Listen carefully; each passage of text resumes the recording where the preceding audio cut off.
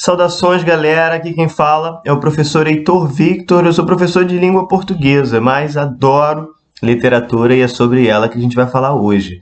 Na verdade, nós vamos falar sobre Machado de Assis. É uma terceira abordagem já de videoaulas que eu faço sobre o autor e em razão da sua relevância e importância para a nossa literatura. Hoje eu gostaria de falar de duas obras específicas, porque a partir dessas duas obras nós teríamos um desdobramento para uma abordagem que é um pouco complicada de entender em Machado de Assis. Vamos falar de Memórias Póstumas de Brás Cubas e do Alienista. Eu escolhi essas duas obras porque elas representam aí o livro que seria a inauguração do realismo no Brasil, que é Memórias Póstumas de Brás Cubas, e o livro que marca, talvez, definitivamente, uma visão de um Machado de Assis já à frente do seu tempo, já apresentando características da estética impressionista.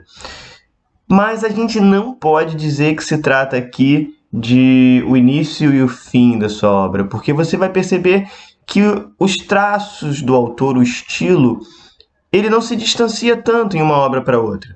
O fato é, temos um autor que não se pode enquadrar definitivamente em nenhuma escola literária, estava à frente do seu tempo e já apresentava características inovadoras para a literatura do seu tempo. E para começar a falar sobre isso, vamos dar uma olhada no prefácio de Memórias Póstumas de Brás Cubas. Nesse prefácio, ele já começa adiantando para a gente que se trata de um defunto autor que dedica, antes de mais nada, ao verme que o está corroendo essa sua obra. Por quê? Porque é nesse prefácio que a gente vai encontrar, ao mesmo tempo, uma crítica à literatura romântica e, ao mesmo tempo, uma certa fuga da literatura realista. Por quê? Ter um autor morto escrevendo e conversando com o seu leitor e dedicando ao verme já não é nem um pouco dentro do que se espera de uma literatura realista. Vamos dar uma olhada, vamos ler o prefácio que a gente vai entender o que eu estou dizendo melhor. Então vamos lá, Ao verme que primeiro roeu as frias carnes do meu cadáver, dedico como saudosa lembrança estas memórias póstumas. Ao leitor, que estenda ao confessar-se haver escrito um de seus livros para 100 leitores, coisa é que admira e consterna. O que não admira, nem provavelmente consterna, é se este outro livro não tiver os 100 leitores de Stendhal, nem 50, nem 20, e quando muito 10. 10? Talvez 5. Trata-se, na verdade, de uma obra difusa, na qual eu, Brás Cubas, se adotei a forma livre de um Sterne ou de um Xavier de Mestre, não sei se lhe meti algumas rabugens de pessimismo. Pode ser.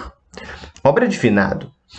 Escrevia com a pena da galhofa e a tinta da melancolia, e não é difícil antever o que poderá sair desse conúbio. Acresce que a gente grave achará o livro umas aparências de puro romance, ao passo que a gente frívola não achará nele o seu romance usual. Ei-lo aí, fica privado da estima das graves e do amor dos frívolos, que são as duas colunas máximas da opinião. Mas eu ainda espero angariar as simpatias da opinião, e o primeiro remédio é fugir de um prólogo explícito e longo.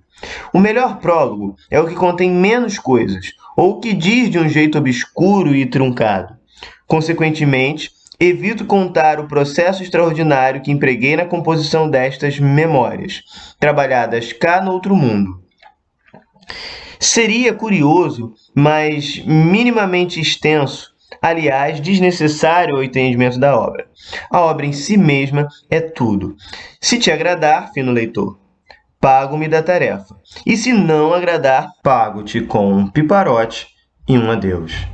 Assinado Brás Cubas. O que a gente vê aí logo de cara é que não se trata das memórias de alguém que já faleceu e deixou as suas memórias, como seria comum numa literatura realista ou mesmo romântica. O que a gente tem é alguém que diz estar escrevendo do além, ao mesmo tempo que o seu corpo está sendo roído pelos vermes.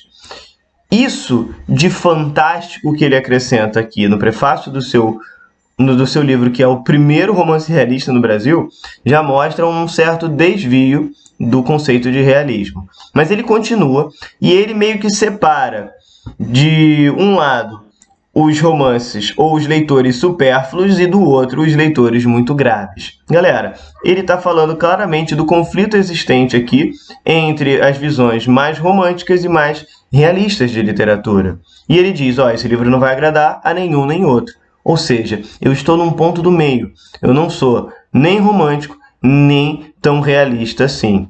Ele, ironicamente, ele está fazendo uma crítica aos leitores e aos autores de sua época, com a acidez característica de Machado de Assis e com o que vai ser conhecido tardiamente como a ironia machadiana, que é quando ele diz de maneira irônica o que ele realmente quer dizer.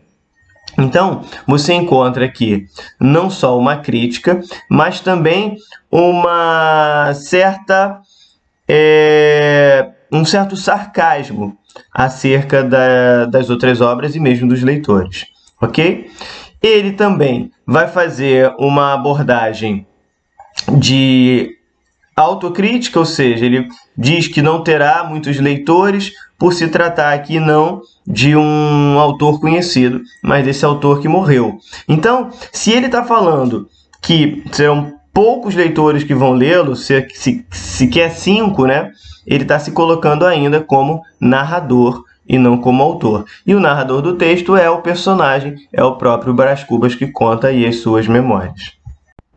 Bom, e qual é a história, né, de Brás Cubas? Brás Cubas é filho de um